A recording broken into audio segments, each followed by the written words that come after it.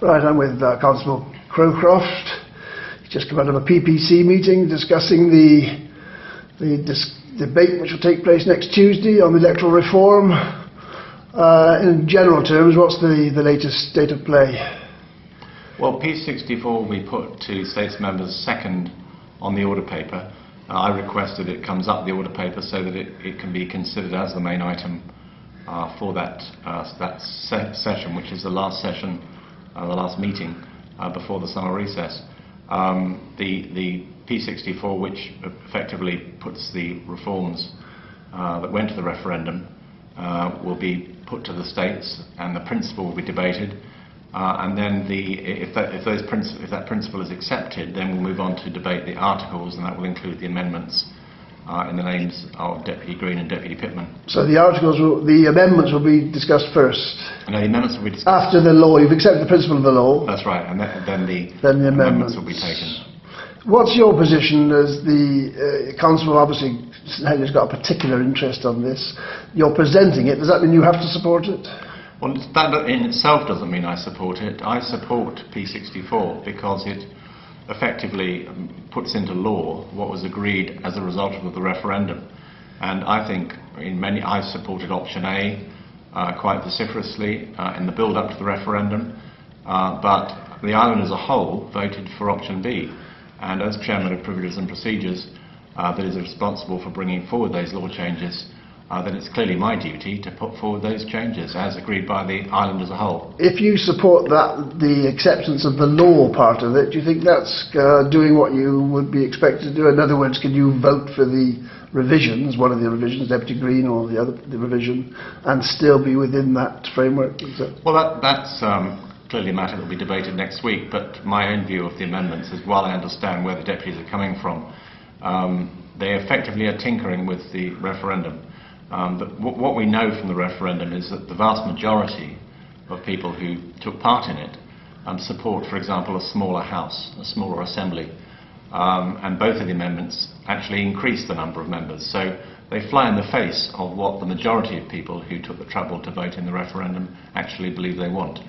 And I think that gives people a problem who want to support the amendments. I've heard you say on many occasions how St Helier is weak insofar as deputies are concerned against the country parishes. In other words, lots of things happen in the town, St Helier, that you would like to challenge, but you haven't got sufficient deputies to challenge them.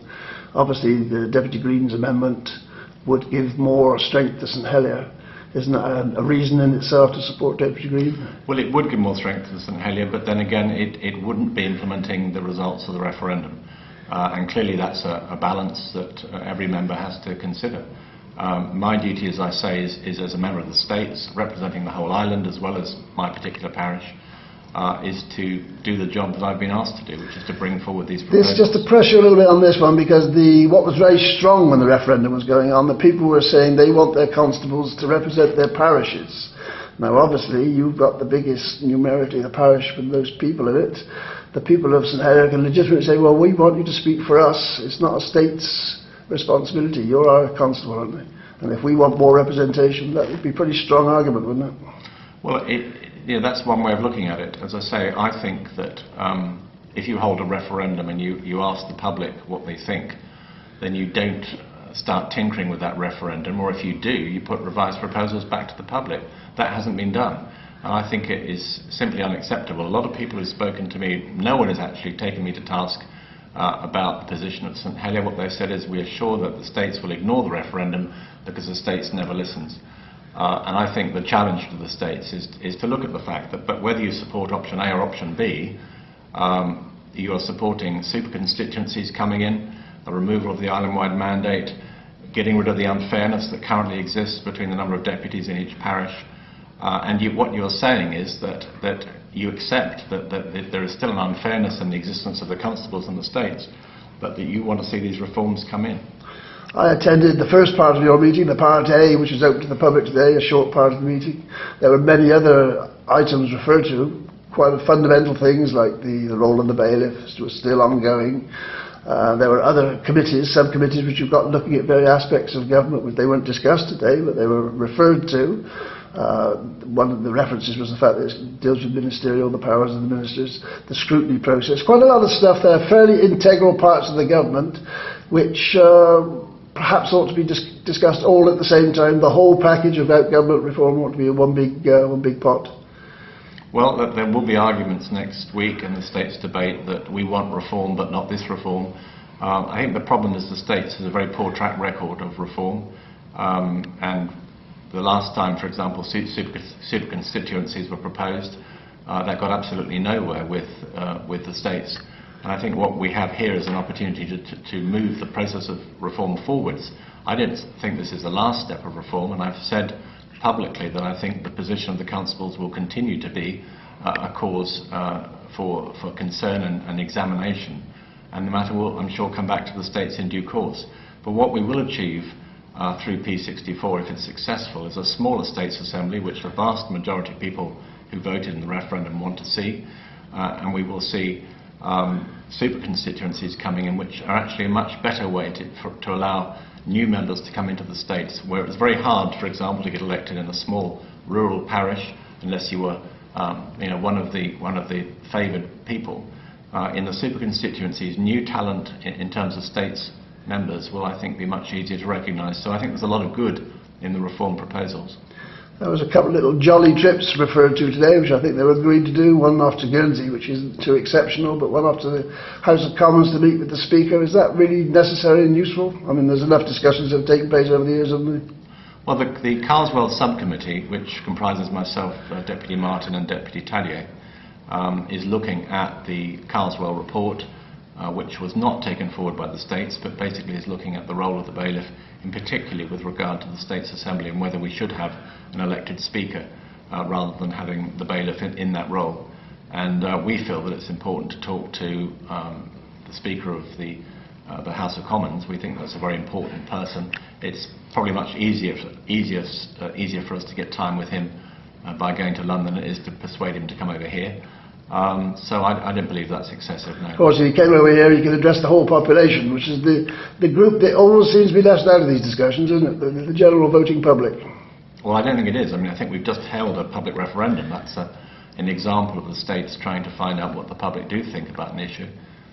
So I think their low participation rather suggests that they weren't very keen on the way it was done, I think. That may be the reason. The counter-argument is that just because there's a low participation doesn't mean you discount the votes of the people who took the trouble to take part.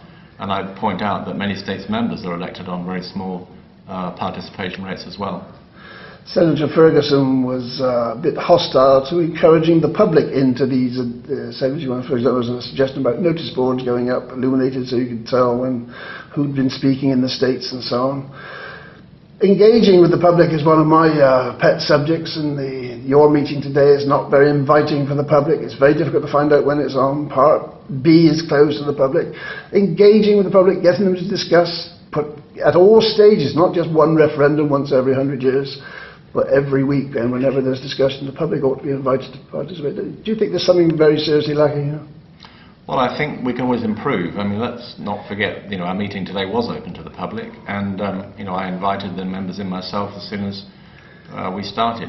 My personal policy is to move everything onto the A agenda and to only keep things on B, which are either confidential because they relate to commercially sensitive items, or policy under development where it would constrain the ability of the committee to discuss something if it was being done in public and they were supposed to have their views already formed. Would there have been anything today which would not have been suitable for the public to hear on Part B? We considered, for example, the committee's response to the amendments to P64, the Electoral Reform, the Electoral Commission reforms, and I think it's right to allow members to have a candid and frank discussion and to possibly even change their views, rather than feeling that they have to speak in front of the media, in front of the public, in which case I think that they would not feel the ability to develop their views in that way.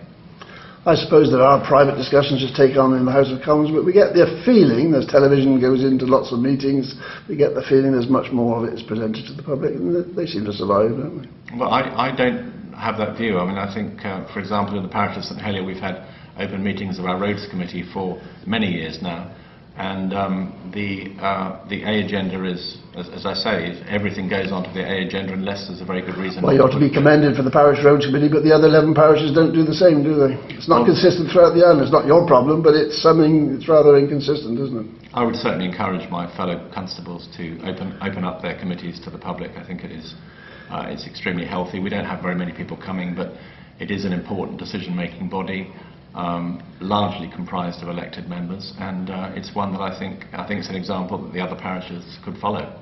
If this goes through with the referendum result intact, in other words, we finish up with 42 members, and if that proves to be unworkable, as a lot of people think 42 is not sufficient people to make the show go on, how soon could that be changed again?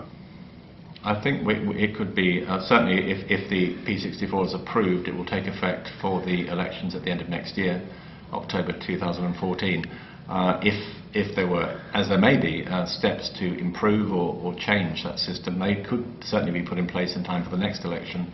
The one after that? The one in 2018, which it'll be a 4-year term. There was talk about the Guernsey system, and there was a reference to the fact that the Guernsey states members are not very keen on the Jersey ministerial system. Is there anything that Jersey ought to learn from the Guernsey system? We've, as PPC, have had meetings with our counterparts in Guernsey. We had a very useful meeting with them, and I think there's going to be a lot more at all levels of Jersey politics and Guernsey politics of listening to each other and testing our ideas out on each other. So I think that's a very healthy development. Not wanting to predict too far into the future, but for as far as next Tuesday is concerned, have you got any thoughts which way the vote will go? Are we going to finish up with the status quo on Wednesday? Well, I think if we do finish up the status quo, it will be a very sad day for all the states of Jersey, because a fully democratic process, first of all, said that there should be an electoral commission. And although people didn't all agree with how it was composed, the States Assembly, again in a democratic process, selected the members of the commission and the terms of reference. And we've now had the referendum. We've heard from the public what they want. It's a close vote, but it's still a clear majority in favour of reform. And I think that the states needs to listen to the public and put in those reforms, and to see them as a first step towards a truly reformed States Assembly. Okay, that's all I want to say. Anything you want to add? Thanks, Steve.